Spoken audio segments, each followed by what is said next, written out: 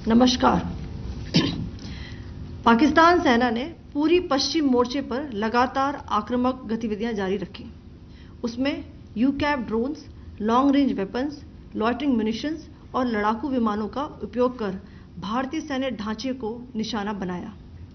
नियंत्रण रेखा पर भी ड्रोन घुसपैठ और भारी कैलिबर हथियारों से गोलाबारी की। अंतर्राष्ट्रीय सीमा और एलओसी पर श्रीनगर से नलिया तक 26 से अधिक स्थानों पर हवाई घुसपैठ के प्रयास किए गए। भारतीय सशस्त्र बलों ने अधिकांश खतरों को सफलतापूर्वक निष्क्रिय किया।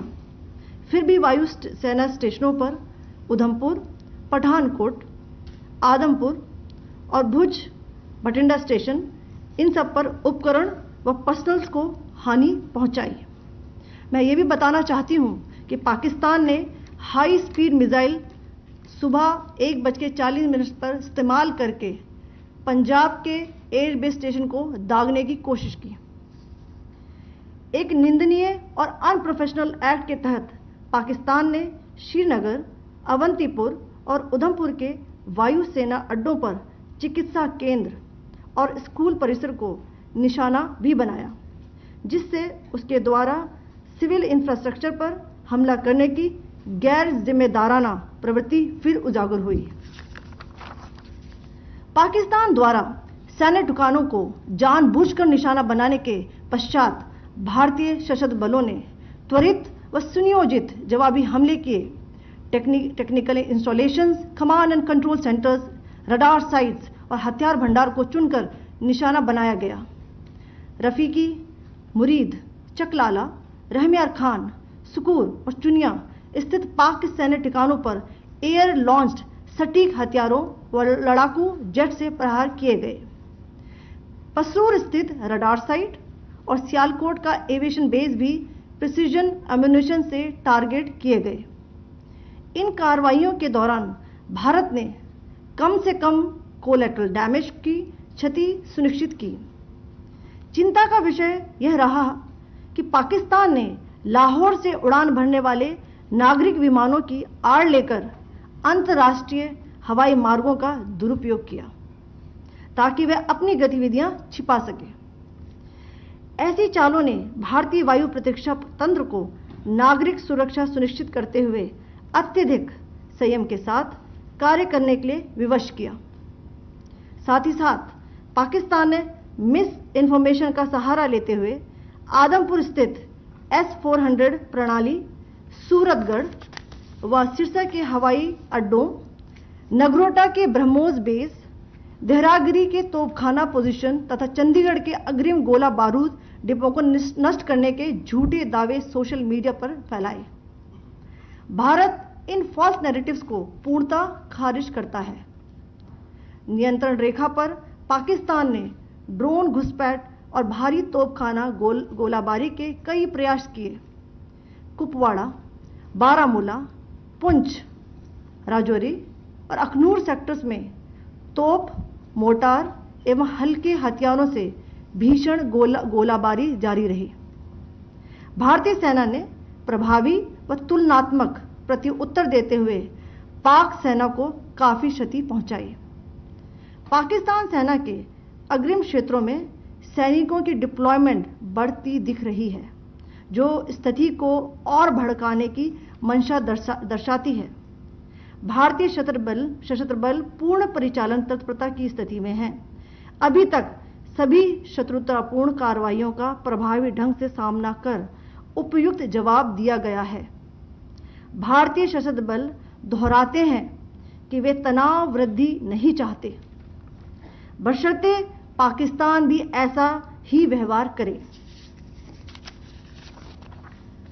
आखिर मैं आपको कुछ वीडियो दिखाना चाहती हूं जहां पर इंडियन आर्मी के वेपन्स एलओसी पर पाक के एसेट्स को ध्वस्त करते नजर आ रहे हैं।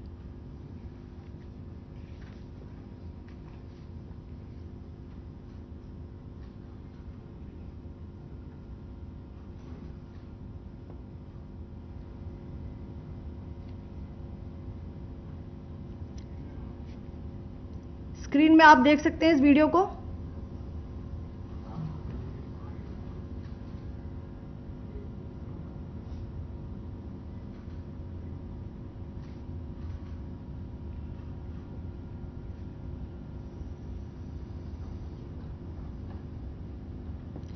धन्यवाद। जय Hind. Pakistan military continued with its provocations, carrying out aggressive actions employing multiple threat vectors all along the western border. Pakistan employed UCAV, drones, long-range weapons, loitering munitions and fighter aircrafts to target civilian areas and military infrastructure. Pakistan military also resorted to air intrusions using drones and firing of heavy caliber weapons along the line of control. Along the international border and the line of controls, air intrusion and several harassment attacks were also attempted from Srinagar till Nalia at more than 26 locations. Indian Armed Forces successfully neutralized these threats and majority of the vectors. However, limited damage was sustained to equipment and personnel at Indian Air Force stations at Udhampur, Pathankot, Adampur and Bhuj. There were also several high-speed missile attacks noticed subsequently after 0140 hours in the night at several air bases in Punjab. In a deplorable cowardly act, targeting of civilian infrastructure also had taken place, where Pakistan attacked the Medicare center and school premises at the air bases of Srinagar, Avantipur and Udhampur, yet again displaying irresponsible targeting of our civilian infrastructure. In a swift and calibrated response, Indian Armed Forces carried out precision attacks only on identified military targets. These included technical infrastructure, command and control centers, radar sites and weapon storage areas. Pakistan military targets at Rafiqi, Murid, Chaklala, Rahim Yar Khan, Sukur and Chunya were engaged using air-launched precision weapons from our fighter aircraft. Radar site at Pasroor and Sialkot Aviation Base were also targeted using precision munitions. While carrying out these responses, India ensured minimum collateral damage. Pakistan has also attempted to execute a continued malicious misinformation campaign with claims of destruction of Indian S-400 system at Adampur, destruction of airfields at Suratgarh and Sirsa, BrahMos base at Nagrota, RT gun positions at Derang Yari and Chandigarh forward ammunition depot, with heavy damages to other military stations being propagated on social media. India unequivocally rejects these false narratives being spread by Pakistan.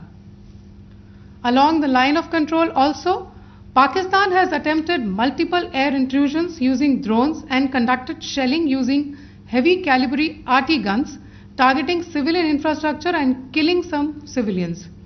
Heavy exchange of artillery mortars and small arm fire in Kupwara, Baramulla, Poonch, Rajouri and Akhnur sectors continued. Indian Army has responded effectively and proportionately, causing extensive damage to Pakistan Army. Pak military has been observed to be moving their troops into forward areas, indicating offensive intent to further escalate the situation. Indian Armed Forces remain in a high state of operational readiness. All hostile actions have been effectively countered and responded appropriately. Indian Armed Forces reiterate their commitment to non-escalation, provided it is reciprocated by the Pakistan military. At the end, I would also like to show you a few images of Air Force bases in the Punjab sector and Rajasthan sector, where it is mighty clear that we are debunking the Pakistani claims of causing destruction at these air bases. You can yourself see the normalcy in these Air Force stations. This is Sirsa, Suratgarh. The runways are intact.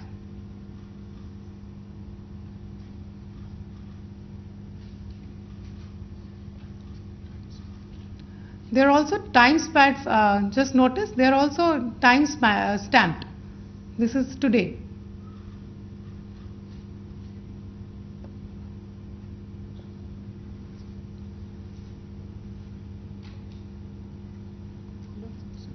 Yes. Thank you very much.